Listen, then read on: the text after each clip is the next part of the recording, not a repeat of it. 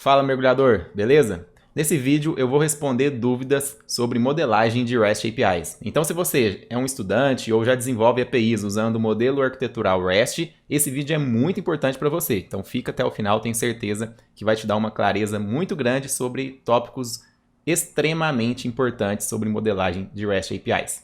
E eu recebi essas perguntas no Instagram da AlgaWorks. Então, se você não segue a gente por lá, vou deixar o link aqui na descrição do vídeo. Segue a gente lá no Instagram porque a gente publica conteúdos exclusivos que só são postados lá no Instagram.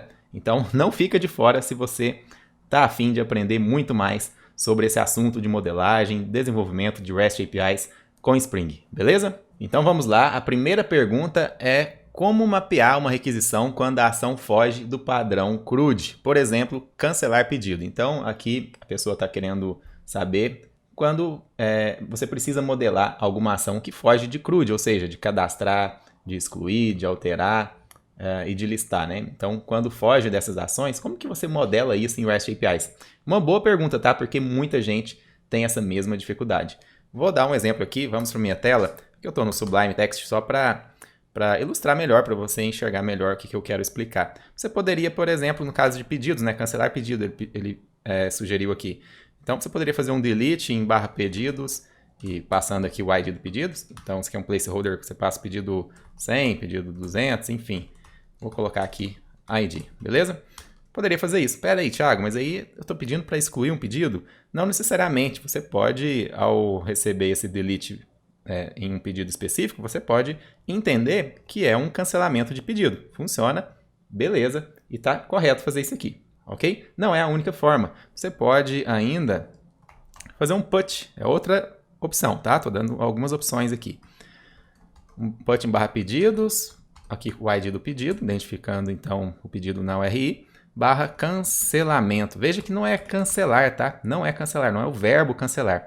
É o cancelamento, está criando aqui um cancelamento. Então, quando se fala put em /pedidos, o ID dele /cancelamento, eu estou salvando um cancelamento nesse pedido identificado por esse ID, entendeu? É uma opção. Outra opção seria, imaginando que o seu pedido tenha um status, imagine que o pedido tem um atributo status, né? Então você pode fazer um patch. Vamos fazer um patch em /pedidos, aqui o ID do pedido. E lembrando, o patch você altera então os atributos desse recurso, né? Pode alterar, por exemplo, o valor do pedido, enfim, o nome do cliente, não sei, o atributo que você tiver. Mas aqui a gente quer cancelar o pedido, então, basicamente, você vai passar aqui um objeto, né, um JSON, colocar aqui status, dizendo que eu quero alterar apenas o status para cancelado, certo? É outra forma que funciona também para você fazer o cancelamento de um pedido. Claro que se esse cancelamento do pedido inicia um fluxo no seu sistema, regras de negócio, lógico que lá no seu back-end você vai verificar. Se no patch está fazendo alteração do status, você vai iniciar esse fluxo, tá? Porque aqui poderia ser alterando, por exemplo, o cliente. Poderia estar alterando aqui o cliente para Maria, por exemplo, né? Então, não teria cancelamento nenhum se você estivesse apenas alterando o cliente. Mas como a alteração aqui é do status, você pode iniciar lá no back-end, iniciar um fluxo de cancelamento se for necessário. Uma outra opção seria fazer um put em pedidos, identifica aqui o pedido, /status. Então, imaginando que status seja um atributo desse recurso de pedido, você pode também criar aqui um endpoint identificado por essa URI e passa no corpo, no payload da requisição, o novo valor que você quer, para o qual você quer alterar, né? Então, no caso aqui, cancelado, tá? Beleza? Outra opção é fazer um post. Fazer um post em /pedidos, /id, alterações e status. Então aqui a gente está modelando uma coisa chamada alterações de status, alteração de status, no plural aqui, porque é um recurso de coleção. Então quando a gente faz um post em /alterações e status, né, /pedidos, /id, /alterações e status, a gente está falando que quer criar uma nova alteração de status, certo? Então imagina que a gente tem uma coleção de alterações de status, a gente fala, adicione uma nova alteração de status aí para mim. Pode também ser modelado dessa forma. E aí, como payload, você poderia passar, por exemplo, o novo status cancelado dessa forma, entendeu? O legal dessa possibilidade aqui é que você ainda poderia ter o get barra pedidos barra... Aliás, deixa eu copiar aqui, ó. Você poderia ter um get barra pedidos barra id barra alterações status, que ele te retornaria no payload da resposta. Por exemplo, é uma possibilidade, você não é obrigado a fazer isso, tá? Ele poderia te retornar aqui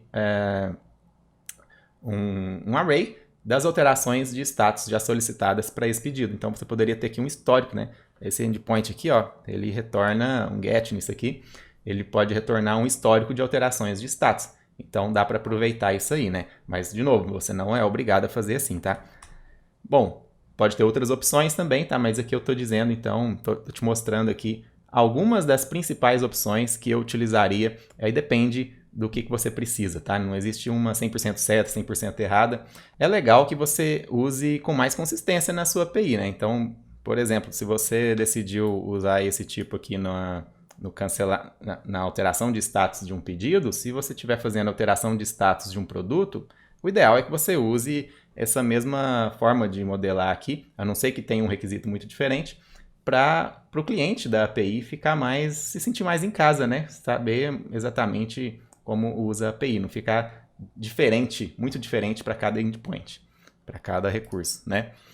Beleza, então essa foi a primeira pergunta. A segunda pergunta é: qual é a melhor forma de definir endpoints quando possui relacionamento entre recursos? É uma boa pergunta também. Então, deixa eu apagar isso aqui na minha tela. Imagine clientes e cada cliente pode ter vários endereços, né? Então, como que a gente modelaria isso? Bom, tem várias formas também, mas você poderia, por exemplo, fazer um get em barra clientes, o ID do cliente barra endereços. Então, olha só, se eu faço um get em barra clientes barra ID, retorna a representação do recurso identificado por esse cliente aqui, certo? Mas se eu coloco aqui barra endereços, eu quero os endereços, ou seja, eu quero a coleção de endereços desse cliente, desse determinado ID, beleza? Então, você pode fazer isso aqui. Nesse caso, os endereços, ele tem relação muito forte com o cliente, então não pode acessar ou criar um endereço sem passar por um cliente, entende isso aqui? Se eu falar assim, eu quero os endereços, tá, os endereços de qual cliente? Você vai precisar identificar qual cliente, tem uma relação extremamente forte, tá? Precisa analisar caso a caso, inclusive, tá? Dependendo, você não precisa modelar desse jeito aqui, isso aqui é o que a gente chama de subrecurso, né? Pode ser um recurso normal também, tipo assim, ó, barra endereços. Aqui você teria então um recurso de coleção de todos os endereços do sistema. Retornaria todos os endereços. Vantagem disso aqui, você poderia filtrar por buscar endereços de qualquer cliente, fazendo filtros, por exemplo, passando aqui como parâmetro da query, né? Por exemplo, Logradouro, aí você pode passar aqui rua X e ele retorna todos os endereços que começam com rua X ou que tenha rua X. Enfim, ou você poderia ainda fazer uma pesquisa por cliente, João, endereços, onde o cliente é João, ou ID. Bom, quero só te mostrar aqui algumas opções. E ainda você poderia ter também o recurso único aqui, né? Barra endereços, barra o ID do endereço, o identificador do endereço. Beleza? Ou ainda, você pode adicionar o relacionamento dentro da representação do recurso. Por exemplo, se eu fizer um get clientes ID, beleza, eu faço esse get em barra clientes barra ID e o retorno, o payload na resposta pode ser tipo assim, um JSON ou qualquer outro formato, mas vamos falar de JSON aqui, né? Com a representação então desse cliente. O ID, por exemplo, aqui o nome do cliente e agora o endereço. Endereço. Entendeu? Então, ao invés de modelar como um subrecurso, como a gente fez aqui, a gente coloca direto dentro do próprio JSON do cliente. Endereço, Logradouro, rua X. Aqui eu estou modelando como um único endereço. Poderia ter mais de um também. Vou colocar aqui número. Tá? Desse jeito. Poderia ter mais de um endereço? Poderia também. Endereços. Aí eu colocaria aqui um array. Vou jogar isso para cá. Olha só, poderia ter isso aqui também. Certo? Mas aí, claro, você tem que avaliar quantos endereços o cliente tem, você tem que avaliar se, geralmente, o cliente, quando ele... O cliente, eu quero dizer, o cliente da API, né? O consumidor da API. Geralmente, o consumidor da API, quando ele consulta um cliente aqui, né? Um cliente do negócio, fazendo um get /clientes / um ID específico de um cliente. Ele está interessado nos endereços desse cliente? Entendeu? Você tem que pensar nisso também, porque de repente a maioria das vezes não. Então cria um outro endpoint, deixa ele, quando ele estiver interessado nos endereços do cliente, deixa ele fazer um get aqui no subrecurso de endereço do cliente, entendeu? Então tudo isso aí é para você que tem que modelar, não existe 100% certo, 100% errado, depende muito do caso. E a terceira pergunta, ela é parecida com a primeira. Formas de mapear ações, por exemplo, solicitar um link para reset de senha, não é alterar, não é put, né? Então ele quer aqui modelar na API aquele... me manda um link para resetar a senha, né? Para criar uma nova senha. Como que faço isso numa API, né? Então você pode, deixa eu limpar isso aqui, você pode modelar um recurso chamado, vamos identificar ele aqui, na URI como Password Reset Requests, certo? Então a gente pode fazer um post, vou colocar assim, /users, o ID do usuário, né? O ID pode ser username, pode ser um código, enfim. Post /users /ID password reset requests, ou seja, requisições, né? Solicitações de renovação de senha, né? Então, o nome você que dá, tá? Eu estou inventando o nome aqui, você pode pensar num nome melhor, mas pensa em definir, então, o nome de alguma coisa, e não o nome de uma ação, tá? O nome de uma coisa. Bom, você pode fazer isso aqui, então, porque você estaria criando uma solicitação de renovação de senha, entendeu? Então, tecnicamente também, teoricamente, você pode requisitar a representação assim, ó, igual eu mostrei na primeira pergunta também, né? Você pode fazer ainda um get, se fizer sentido, lógico, se não fizer, não faça. Get /users, o ID do usuário, password reset request, porque isso aqui poderia te retornar um histórico de todas as requisições, ou todas as requisições ativas, enfim, de renovações de senha, entendeu? Mas, como eu disse, só faça isso se fizer sentido, tá? Então, você pode ter apenas fazendo um post nisso aqui, você não é obrigado a implementar o get, tá bom? Bom, e a quarta pergunta.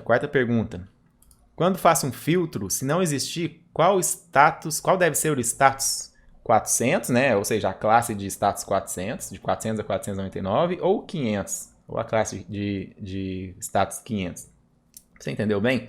Imagina que a gente tem assim, /clientes. E /clientes pode ter, a consulta de /clientes, então faz um get em /clientes, você retorna os clientes, mas pode ter uma consulta com parâmetros, né? Independente se ter filtros ou não, dá na mesma a resposta para isso aqui, tá?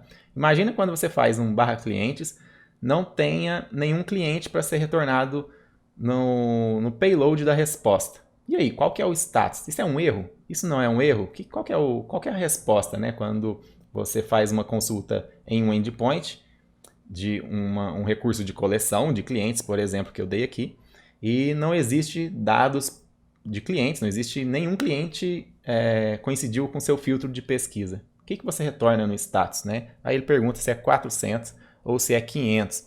Bom, é bom ficar muito claro que uma consulta sem dados, sem retorno, não é um erro. Não é um erro, por exemplo, do servidor. Você não pode retornar a classe 500 de jeito nenhum.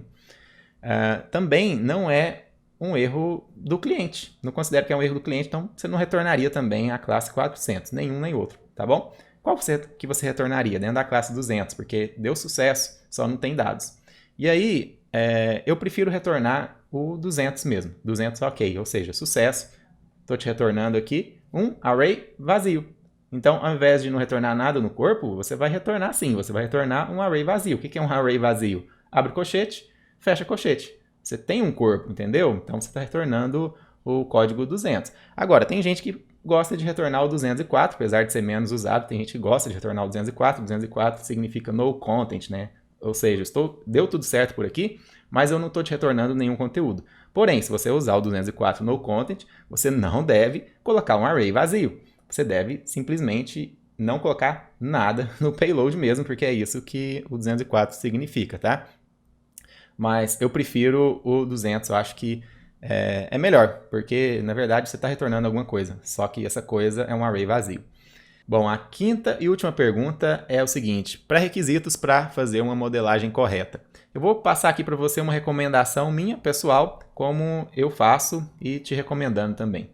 Para você fazer uma modelagem correta ou usando melhores práticas, vamos dizer assim, de uma REST API, você deve analisar outras APIs que foram modeladas de forma correta, né? Boas APIs. Então, por exemplo, a API do GitHub é uma excelente API, tem várias outras por aí. Se você olhar como referência APIs que não são legais, a sua API também não vai ficar legal, tá? Então, a modelagem, eu gosto muito de pegar referências dessa forma. E também estudar e pesquisar vários pontos de vista, né? Com artigos, livros, enfim. Vídeos como esse também, que eu acabei de falar aqui nas primeiras perguntas, várias boas práticas que eu considero e estou recomendando que você use também. Enfim, isso é muito importante, analisar tudo isso aí. Mas lembrando que existem pontos de vistas diferentes, existem diferentes formas de fazer a mesma coisa, como aqui mesmo nesse vídeo você viu. Então tem que ficar muito atento a isso aí, mas tomar cuidado para também não fazer de forma incorreta, porque você pode achar que, tá bom, se existem vários pontos de vista, qualquer coisa serve. Não é bem assim também, tá?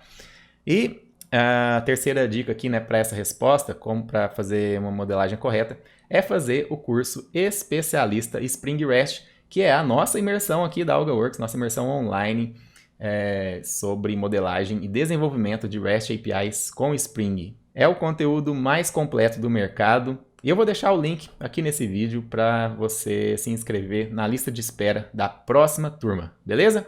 É isso aí por esse vídeo, um abraço e até o próximo.